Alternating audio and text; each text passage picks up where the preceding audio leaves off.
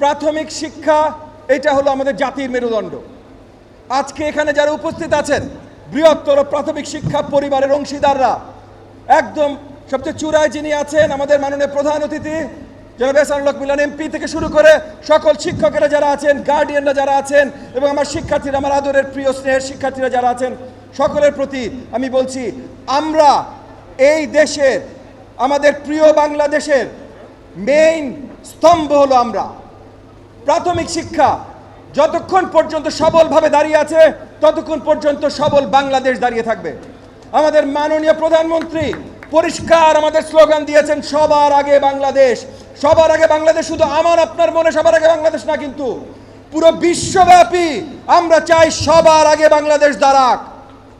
আর বিশ্বব্যাপী যদি সবার আগে বাংলাদেশ দাঁড়াইতে হয় তাইলে এই যে প্রাথমিক শিক্ষা থেকে শুরু হতে হবে।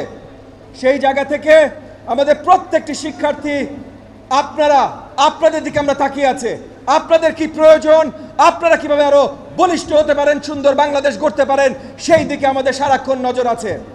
এই যে এই প্রাথমিক ফুটবল আমাদের গোল্ড কাপ, এখান থেকে এখন যারা সাফ গেমে জয়ী হয়েছেন আমাদের নারী দলের প্লেয়াররা, তারা এখান থেকে এসেছেন। আগামী দিনগুলোতে আমরা ওয়ার্ল্ড কাপে যাব ইনশাআল্লাহ। আমি ফিফার লোগো এখানে দেখছি, আমরা ফিফা ওয়ার্ল্ড কাপে যেতে চাই।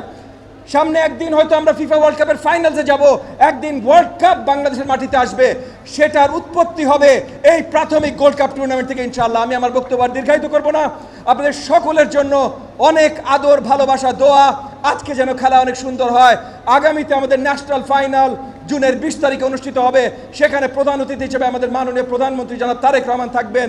ওনার সামনে আমরা সবাইকে, পুরো দেশব্যাপী আমরা দেখাবো আমাদের প্রাথমিকের শিক্ষার্থীরা কত সুন্দর ফুটবল খেলেন, কত সুন্দর তাদের টিম ওয়ার্ক, কত সুন্দর বাংলাদেশ আগামীতে তারা গড়বেন ইনশাআল্লাহ। আপনাদের সকলকে অসংখ্য ধন্যবাদ।